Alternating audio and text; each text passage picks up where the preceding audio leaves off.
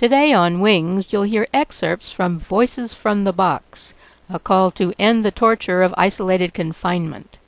This event, recorded in New York State, is part of a national movement to outlaw the prison practice, also called solitary confinement. The audio was submitted to Wings by Erica Duncan, founder and executive director of the Long Island-based Herstory Writers' Workshop. Through Herstory's memoir writing groups, rarely heard stories of women in isolated confinement have begun to emerge. The Voices from the Box panel was edited and introduced for Wings by Kellia Ramares-Watson. There's a river of birds in migration,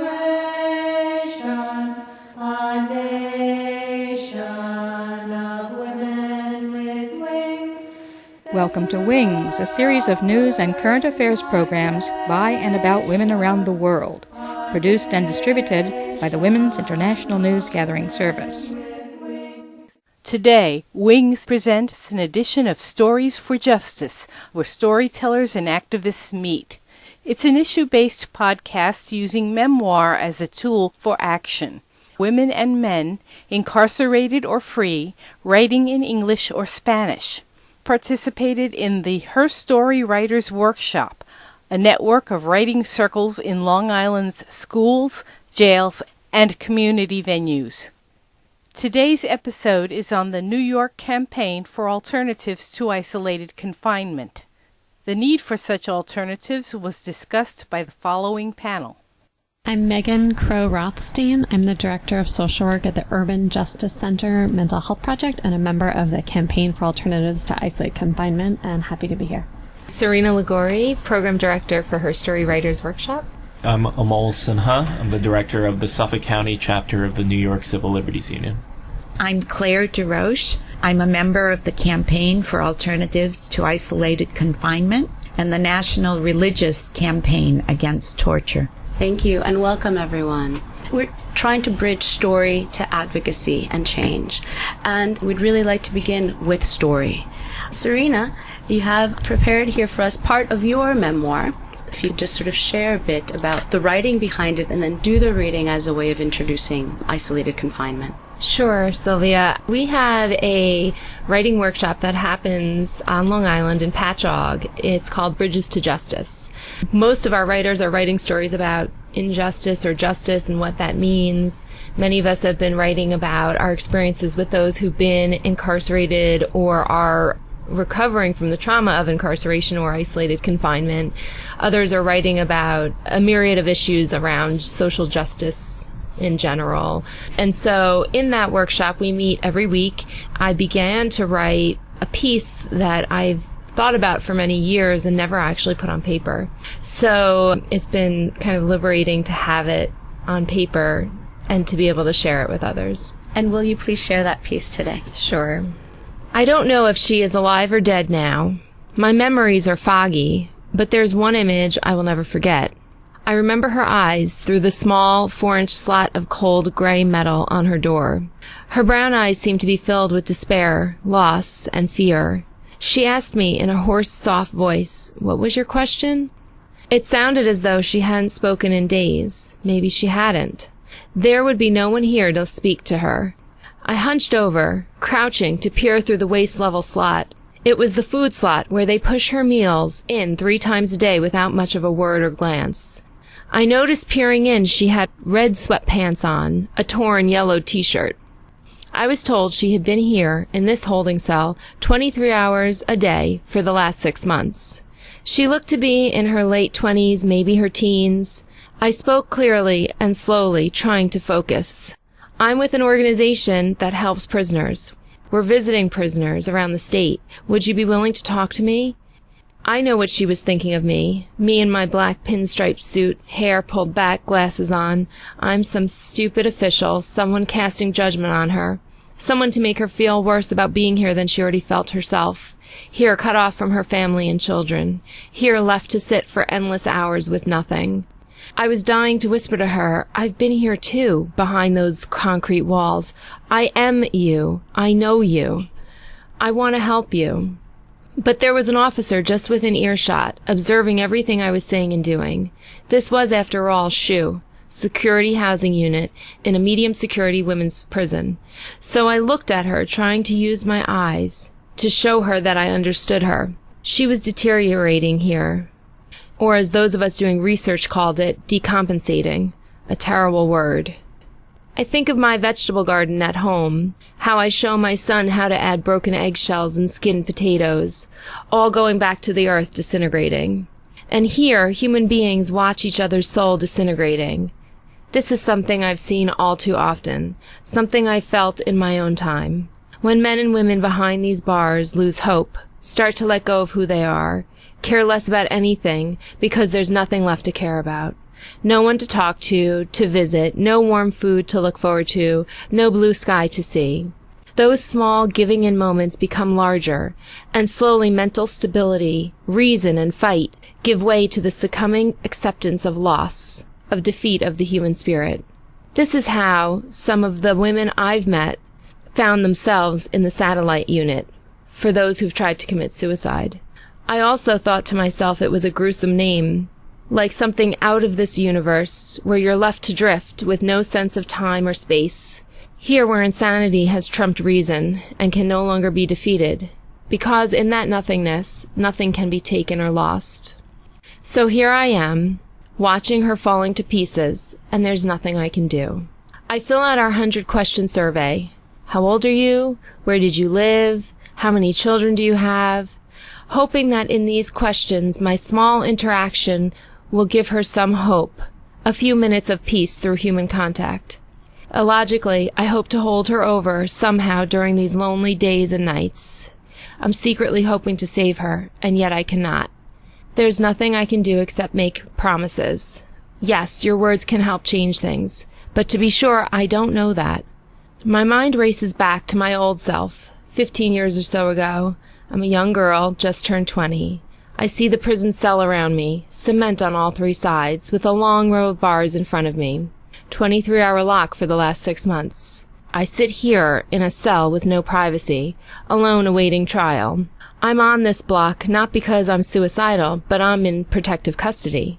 My mother's mental illness, the media's mistaken lies, and the prison decided to punish me. So here I sit in 23-hour lockdown. The officer sits in front of us, a cell block of those lucky 6 on suicide watch. He watches everything. When we change, when we use the bathroom, everything I do for these long 6 months with nothing to do all day and night. So I clean my floor, I straighten my bed, I time my use of the bathroom for when he's reading the paper or has stepped away quickly. Although he can see me, I always feel a little less embarrassed, knowing he's not peering directly in at me. I'm with the crazies, those who howl at night and rock during the day. I am with the sad and distraught, those who have lost the will to live. Any other questions? She asked, shaking me from my memories. No, I reply slowly, smiling. You take care of yourself and stay strong, I say, walking on to the next cell. Another woman to talk to. I walk away, another woman to interview. And I feel weary because returning to prison, even though I'm no longer a prisoner, is just as debilitating as it ever was. Leaving the prison is surreal, and I find it hard to enjoy the ride back to our hotel, or even to feel some relief from the cool breeze outside in the free world. The van is bumping along its dirt path. It's a long drive back to the hotel, at least 40 minutes. As we pass fields of green, rolling hills, fresh air, it's springtime here. I see a brown and white cow, and it seems so peaceful, yet it is blissfully unaware of how we knowingly enslave our men and women for decades on end in these buildings of punishment and anger. Thank you, Serena, for that powerful reading. And again, also thank you because these stories that might be relating sort of darker times, uncomfortable moments, the experience of being in prison is still a gift, and I think an opportunity for us to really dare our audience to care about this issue. So reactions to the story. What is it that this story reveals in terms of the experience of being in jail and looking at another woman? We can't forget that image of the eyes peering back at us. Having heard you now read that story, Serena, for the second time, it is no less powerful. And it speaks to me about the importance of bearing witness to people's suffering. And when you use the term disintegrating, it made me think of, there was one young man who I used to have the honor of working with who was in solitary confinement or isolated confinement at Rikers Island jail. And his face and his eyes and his lack of any other expression besides suffering when I would speak to him while he was in solitary has stayed with me for years now. How all the rest of his face was just drained of his other energy, and yet he was still fighting. So that balance of resistance and just such pain. That when people don't experience them themselves, or at least secondhand, so many of us go all of our days without recognizing what we're doing to people. Very important word, Megan, to witness, to bear witness and to be able to share those stories. And even your reaction to Serena's story, it's just in your telling, it's like if we take the opportunity to almost slow down these moments, even though I haven't met the young man you worked with, there was something about just imagining the face, the eyes. And I think that that's what crafting our story allows us to do, to really give that full journey. So we really become one another through our stories. When I was writing the story, I had realized that the memory of the woman I interviewed had stayed with me for all of these years. And it's something you'll just never forget. And then I began to realize, well, that was me too. And in a way, I hadn't even identified myself as someone who had been in isolated confinement. And when I've spoken to a lot of other young women who are in jail or prison and where they are very young, 15, 16, 17, they all kind of said the experiences they had were ones that they didn't even know how to identify because they hadn't really wrapped their head around what those experiences meant or what they were in the naming of them. Thank you, Serena, so much for sharing that story with us. I think it is so important that people who have had this very unfortunate and almost dehumanizing experience have the courage to share the story for the rest of us. I think so many people, when they hear about solitary confinement, the first thing they think of is, oh, that's for the very, very worst criminals. It's for those who have done something so horrendous that they can't be with other people.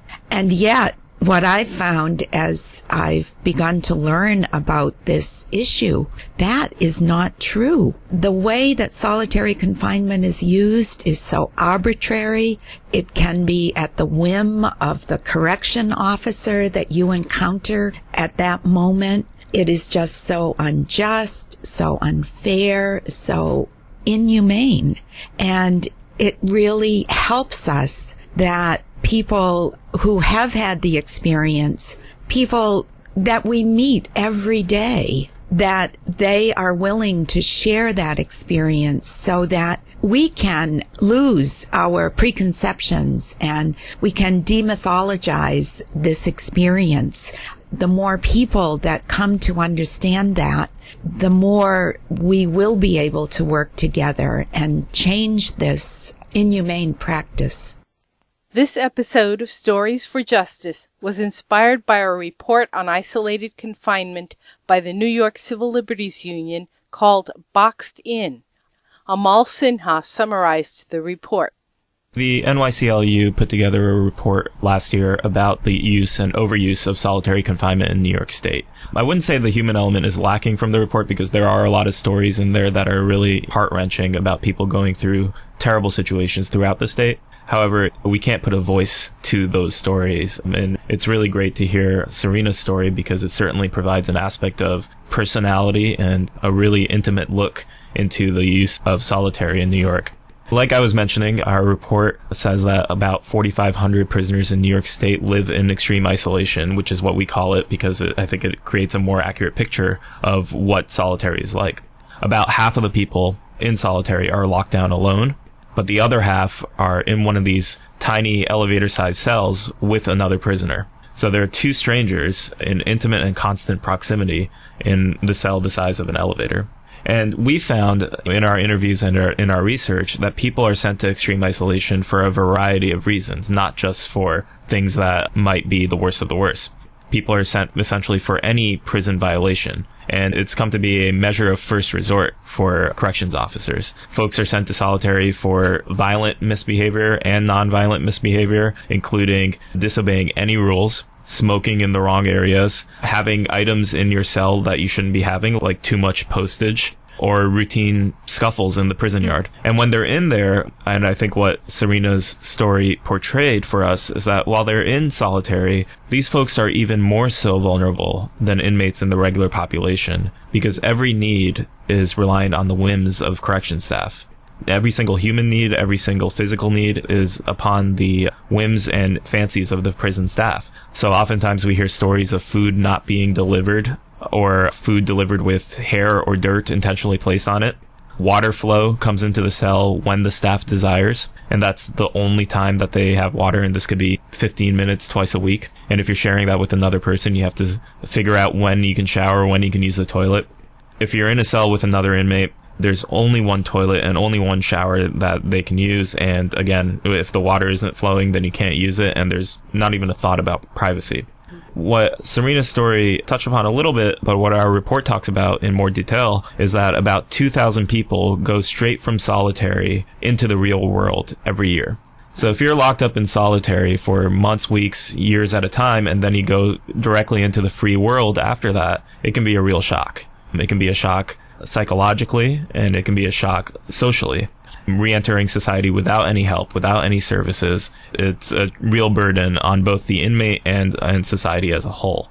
So this psychological and emotional harm is thus translated directly to society and obviously creates risk for society as a whole and problems of readjustment for the individual. Our report highlights some of that. And in 2012 as well, we filed a class action lawsuit in federal court challenging the arbitrary and unjustified use of solitary and other forms of extreme isolation in New York State. And we're currently in settlement negotiations with the state about that lawsuit. The lawsuit is known as the People's Case.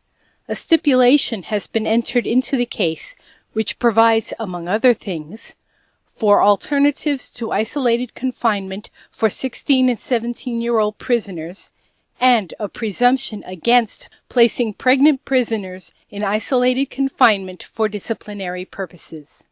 The name of that report, Amol, for people who might be interested in getting a copy? The name of the report is Boxed In, and it can be accessed on our website at nyclu.org or its own website at boxedinny.org.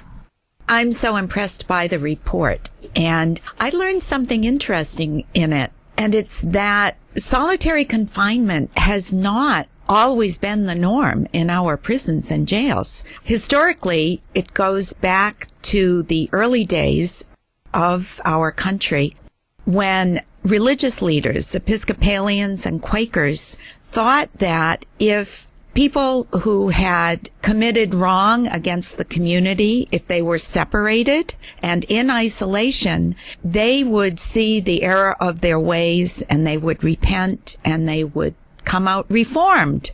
What they found was that no, they do not leave isolation reformed. They become mentally ill. So throughout the 1800s, there was a movement away from the use of solitary confinement. And finally, in the late 1800s, the Supreme Court of the United States said this is wrong. And then up until the 1970s, isolated confinement was rarely, if ever, used. And then unfortunately, a couple of corrections officers were killed by inmates at a prison in Pennsylvania. And the superintendent of that prison put the prison on lockdown and never took it away. That prison, in effect, became a maximum security prison, or a supermax, where there was only isolated confinement. Other prisons looked to this example. One thing led to another. And now, in New York State, we have, on average, 4,500 inmates in solitary confinement at any one time. We have 80,000 inmates across the country in solitary confinement at any one time. I think it's important to remember this history because it's only been in the last 20 to 30, maybe 40 years that we have been using isolated confinement the way we are. But we haven't always done this, and therefore we can change it. I want to build off what Claire and Amol and Serena have shared and quickly also just frame the expansion of the use of isolated confinement with the dramatic ballooning of our prison system and our now system of mass incarceration that, as many of us know, the United States imprisons more of our population than any other country in the world. And we dramatically over-incarcerate people of color, and Black and brown men and women are a growing population as well. Thinking about particular this jail within a jail, prison within a prison of isolated confinement, as Amol and Serena shared, the experience of sensory deprivation is torture. And it has been determined by endless psychologists, psychiatrists, other experts, people who have experienced this firsthand, and the UN Special Rapporteur on torture to be torture for any amount of time for many populations at particular risk, and also for anybody at 15 days or more to constitute torture. Because folks who go into solitary confinement or this level of deprivation, even without any symptoms of mental illness, often develop those. Extreme anxiety. People can even develop symptoms of psychotic hallucinations or delusional thinking. And suicides are much more common within solitary confinement.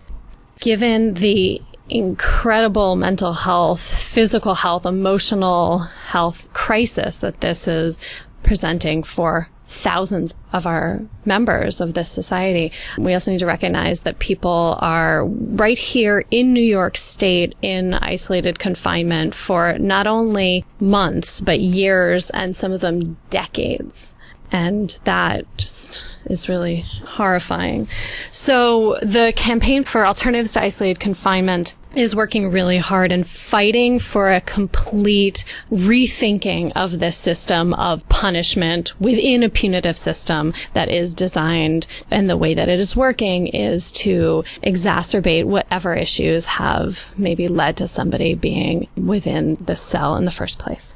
And we are building a movement across the state, bringing together folks who have experienced this firsthand, other activists, religious communities, and we are looking for a real change in how we think about any behavior that is problematic or dangerous, how we respond to people who are in need and in pain, and a humane treatment of folks who are behind our prison walls.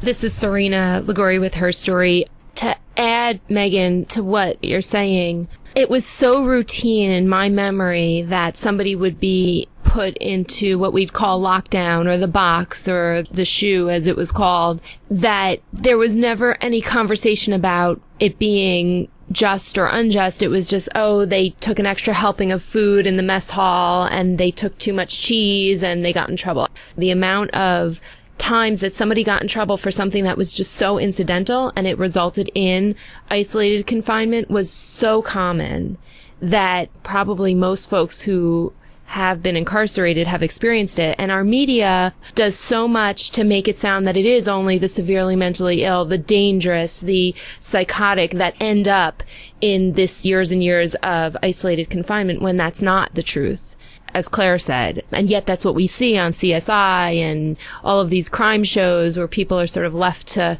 kind of just disintegrate into madness. I believe it was Claire who said we need to demythify this understanding of isolated confinement. And as we've heard in this segment, and clearly we need more hours to cover this topic fully, is that it hasn't always been the case. That isolated confinement hasn't always been used, and that it's used both to punish and to protect, as we heard a little bit in your story, Serena, how this needs to change given the detrimental, horrifying effects it has on individuals, on human lives. Is there something that our listeners can do? Get more information, get involved with your campaign and some of the actions that you might be taking on this issue? Look us up on the campaign's website, NYCLU.org. We are combining leaders from across the state. So wherever you are, if there isn't already a contact in your community, then contact us here in New York City, and we are looking forward to including and expanding our base. I would also suggest that any listener who belongs to a faith community bring this issue to the attention of your members.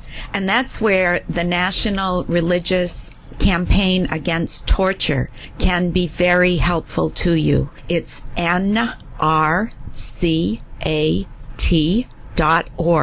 And you'll find many resources there to help you get your community of faith involved in this issue.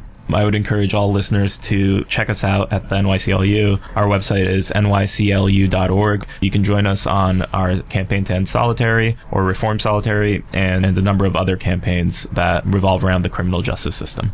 If folks would like to write their story, if they've experienced isolated confinement or know someone who has, if they'd like to write about any social justice issue or any issue that they care deeply about and would like to work with Herstory to do that, we work with men and women. So we often say Herstory is about our story. You can visit our website at herstorywriters.org, or you can give us a call. We're at 631-676-7395, and you can find out more about a workshop that you can join. Many of them are free of charge to begin to write your own memoir or your own social justice story.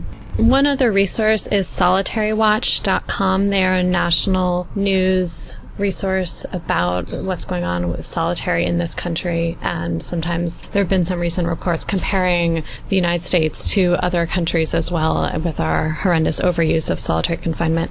I would just say even beginning to have conversations about what happens behind our prison walls. Many times in the society, the only conversation, as Serena was saying, is in the popular media, which builds on this stigma and dehumanization of people. And you can have conversations to just try to suspend that incredible judgment.